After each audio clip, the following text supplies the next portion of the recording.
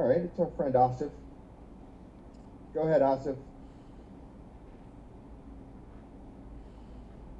Hi Alex, hope you're well. I just wanted to get your response to the statement by US Soccer last night. Do you think this is a step closer to equal pay, or are they trying to create a division between you and the men's team? Well, as a PA, we still need to chat about the statement given by U.S. Soccer. But, any commitment to equal pay publicly is good. However, we need to look line by line at what they're actually providing, because if, you have equal, but it's not even what we got before or to the value that we are, then we still consider that to be not good enough. So we will, continue to work with U.S. Soccer moving forward, looking towards equal and fair payment and treatment. Okay, thank you, Alex. Thanks, Best of Asif. luck at the weekend. Let's go to Jeff Casu. Go ahead, Jeff. Hey Alex, group back together a few weeks removed from Olympics. I'm just kind of curious what the mindset is, maybe even the message to the team from your perspective of, turning the page, looking toward World Cup, or kind of just how you're viewing this set of games. Yeah, these games are going to be really good for us because it's just good to get the team together. A month after the Olympics ended, we do need to kind of like close that chapter and move forward. And so, Vlaco took the initiative on that, which was really good. And we haven't played Paraguay. I don't know if we've ever played them, but at least I have never. Nope. Yeah, we've never played them when I've been on the team. So there's not much information on Paraguay, but it's more about us getting back together, looking forward towards 2023, which is the next big tournament for us, and kind of just like closing the loop from the Olympics, which I think is going to take a little bit of time as well. And has for you, I mean, result-wise, has obviously went there for gold. Bronze is still an achievement. Have you sort of processed that in terms of how you're feeling about the end result there with the Olympics? It's still a process mentally. It was very exhausting. It was a different Olympics than ever before, and not in a great way. Not only because of the finish, but also just because of the implications that COVID had on the tournament in general, not having fans and all the things that you guys know. So it's still a process, I think, for a lot of players, and each player has their own timeline on closing that chapter. But I think coming in as a team, as much as some of us may have wanted to stay with our club teams, I think it's a really good thing for us to come in here and just kind of try to close that chapter collectively as a group and talk through the things that could have been done better, that were done well, and then also just knowing that we weren't alone and feeling the things that we felt throughout the tournament, the feeling of not playing well and not really living up to expectation that we'd set for ourselves for this team, and a couple of other things. So it's definitely a process in closing that chapter. Thanks, Alex. Thank you. Thanks, Jeff. Let's go to Ann Peterson. Go ahead, Ann. Hi, Alex. Thank you for doing this. I was kind of piggybacking there on Asif's question.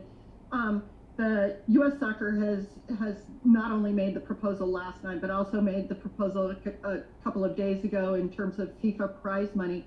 Are you guys in active kind of negotiations with U.S. Soccer about all of this stuff?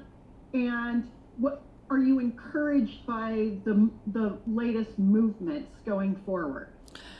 So our CBA does end at the end of this year, so we are in active negotiations right now. We don't want to start the new year without a new CBA in effect. So that's the number one priority of our PA, of our legal team, And looking at the statements, it's difficult to say. We want to feel encouraged and we want to be optimistic, but we have seen a lot of statements before. What we really want to do is see what we can do at the negotiation table, is see those statements be put into action in those negotiations. So, of course, we're always hopeful. You have to continue to have hope. We're seeing great things around the world. I think most recently with Ireland agreeing to equal pay for their female and male teams. So I think we're moving in the right direction. Thank you. Thanks, Ann. Let's go to Kristen Mazur, our friend from local television. Go ahead. There we go. Should be good. Okay.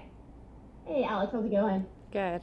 Hopefully you're enjoying Cleveland so far. We got some good weather for you. They were joking yesterday because I was telling them about my eyelash. It flew off last week and it was really windy. The struggles. These are the things that the men at the station just don't understand. So you guys are blessed, certainly, for being here, and we're definitely happy to have you guys in town. So I just wanted to say that first off.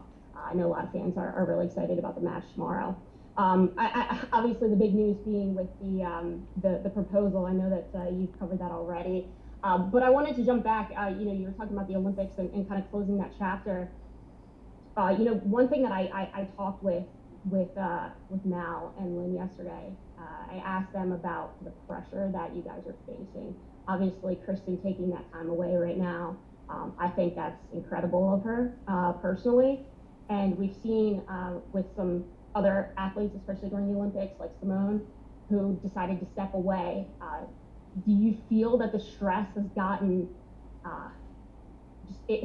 bigger? And if so, how do you deal with that? Honestly, I think that it's just been really different in the last year and a half because in general, we've been a lot more isolated. You've spent a lot more time alone. You're not able to do the normal things that you would want to do, go out to coffee, go to dinner, grab a drink, with friends, with teammates. Like, it's just different. And so you don't find yourself in like that open environment that you would typically find yourself in. So I think it's just really isolating. And I think that it does affect every individual on a different level. I think we tried to do the best we could at the Olympics, but it was really difficult not being able to go outside, always sitting at the same table with the same 3 people for every meal for 38 days. Things like that wear on you. So I think like every individual has had to deal with it in a different way.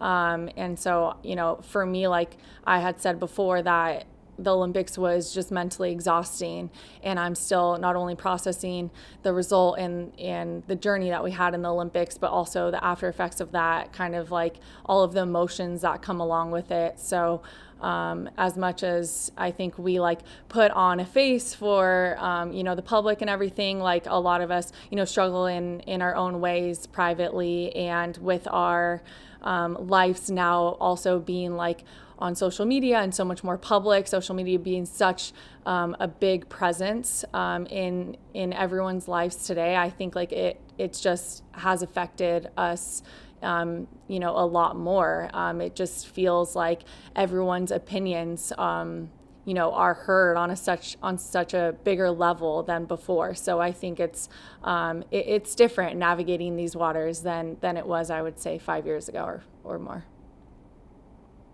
Awesome. Thanks, Kristen.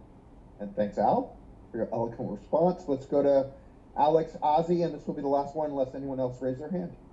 Go ahead, Alex. Hey, Alex. Thanks for taking the time today. I would love to get your thoughts in terms of reflecting on your experiences returning home from London and Rio, in terms of like the juxtaposition of the Olympics and the growth of women's professional soccer, from not having the NWSL back in 2012 to having a more robust league now, and just like what that feels like in terms of coming back to a women's professional soccer league. Honestly, I feel like the quality of the NWSL is the best in the world in terms of its parity among the league. It was great to come back and be able to integrate myself into a team that is fighting for a position in the playoffs, but also knowing that there's no easy game within the league. Is important as well. This league has grown tremendously. I think there's still a lot of growth to be had. It's still a very young league, but obviously it's the longest lasting league to date in the US, and it's has now kind of the foundations needed. So coming back from London and Rio were a little bit different for sure. I think coming back here, as much as I think like national team players on their respective teams were missed.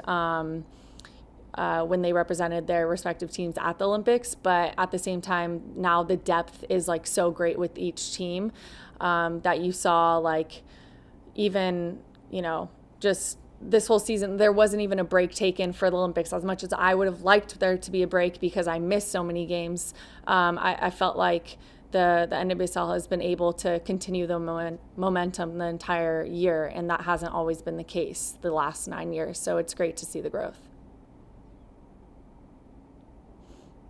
Awesome. Thank you, Alex A and Alex M. We appreciate your time. And we'll go dark and come back with Katarina. Thanks.